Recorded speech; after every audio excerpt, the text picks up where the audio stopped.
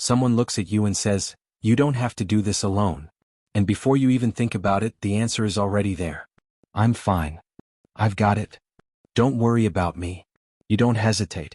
You don't stop to ask yourself whether you actually need help. The answer comes automatically, almost like a reflex. But here's something most people never question.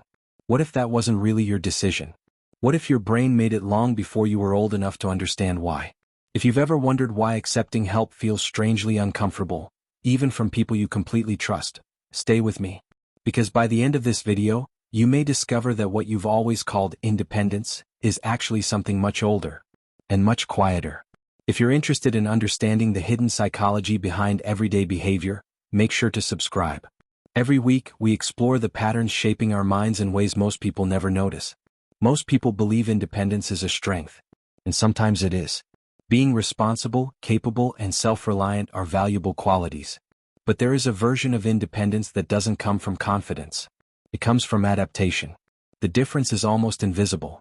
Imagine two people carrying the exact same heavy box. One refuses help because they enjoy the challenge. The other refuses help because asking feels uncomfortable. From the outside, they look exactly the same. Inside, they're living two completely different experiences. That's why appearances can be misleading. Many people who never ask for help aren't trying to prove they're strong.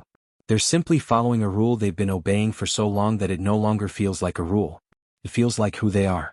You see it in everyday moments. Someone offers to help you carry something. You smile and say, "No, I'm okay."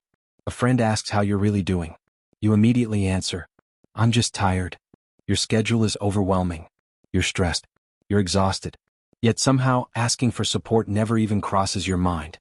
Not because you don't need it, because your mind quietly skips that option altogether. And that's where this pattern becomes fascinating.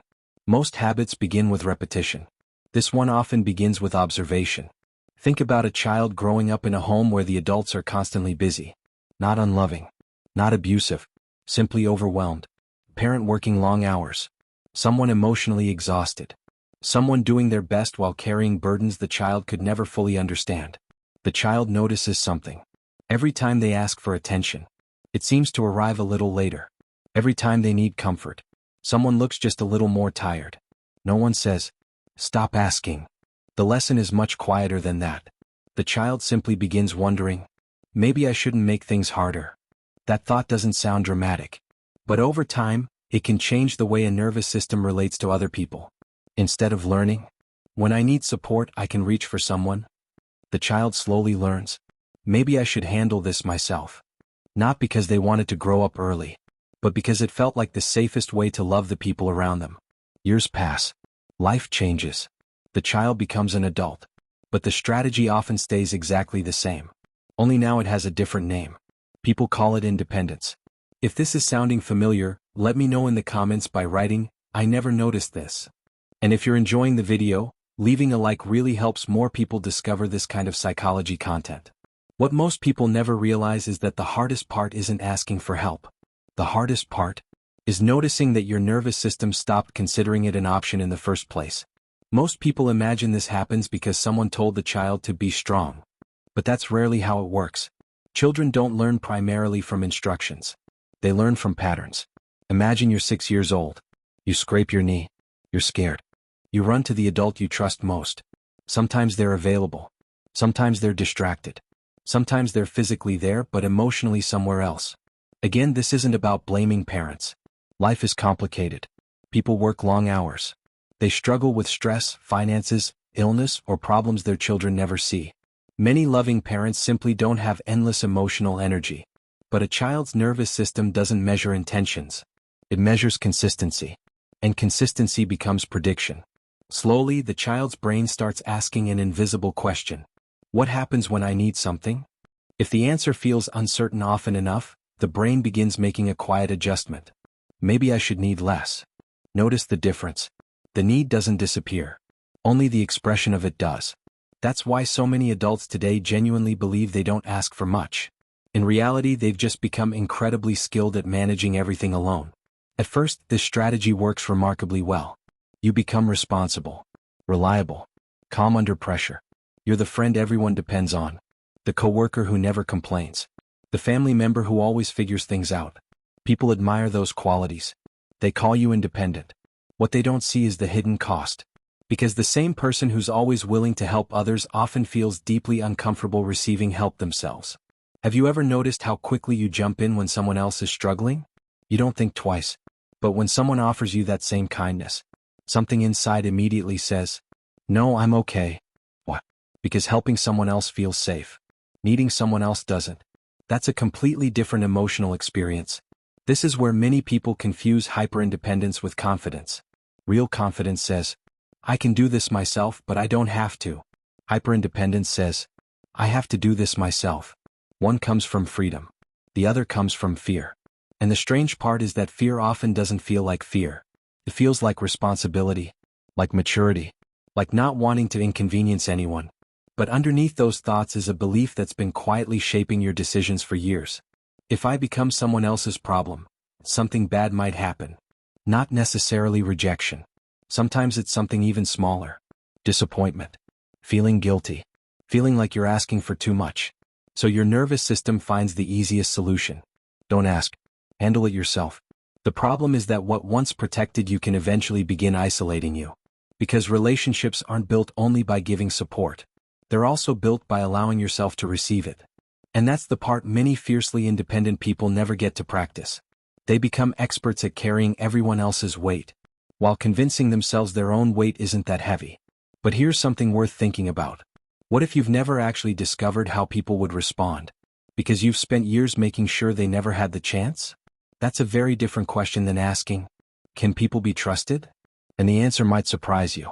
Because here's the truth. Most people who struggle to ask for help aren't afraid of hearing no. They're afraid of discovering that they mattered less than they hoped. So instead of risking disappointment, they remove the possibility altogether. If they never ask, they never have to find out. At first, that sounds like protection. But over time, it quietly becomes isolation. Not the kind where you're physically alone. The kind where everyone believes you're doing fine because you've become so convincing at looking fine. And after enough years, something interesting happens. You stop noticing the difference between being capable and feeling safe. The two become fused together. Your brain starts believing, as long as I'm handling everything myself, nothing can go wrong. But life doesn't work that way. Eventually, everyone encounters something too heavy to carry alone. Not because they're weak, because they're human. Psychologists have long observed that healthy relationships aren't built only on trust. They're also built on reciprocity. Not keeping score. Not taking turns perfectly. But allowing care to move in both directions. Think about your closest friendships. What usually makes them stronger? It's rarely the fun conversations. It's the difficult moments. The moments when one person quietly says, "I'm having a hard time," and the other stays. Those experiences create emotional safety. But if you never allow anyone to see your difficult moments, people only get to know the version of you that has everything under control. And that creates an invisible distance. Not because they don't care. Because you've unintentionally taught them that you don't need caring. This is why some of the most independent people also describe feeling deeply lonely. Not because they're surrounded by the wrong people. Because they've spent years protecting others from seeing their own struggles. Eventually, loneliness stops coming from a lack of connection. It comes from a lack of being known. And those are two very different things. Being surrounded by people isn't the same as feeling emotionally seen. So what actually begins changing this pattern? Surprisingly, it isn't forcing yourself to become vulnerable overnight. That usually backfires. Real change begins with something much smaller. The next time someone sincerely asks, "Do you need anything?" Don't rush to answer. Just pause. For 2 or 3 seconds. Notice what happens inside you before the words appear. Does your body tense? Do you immediately start thinking about how to avoid inconveniencing them? Do you instinctively search for a reason to say no? That tiny moment of awareness is more powerful than it seems. Because for the first time, you're watching the pattern instead of automatically following it. And that's how old survival strategies slowly begin to lose their control. Not through force. Through awareness. Maybe you'll still say, "No, I'm okay. That's all right." The goal isn't to change your answer overnight. The goal is to make sure the answer belongs to the person you are today.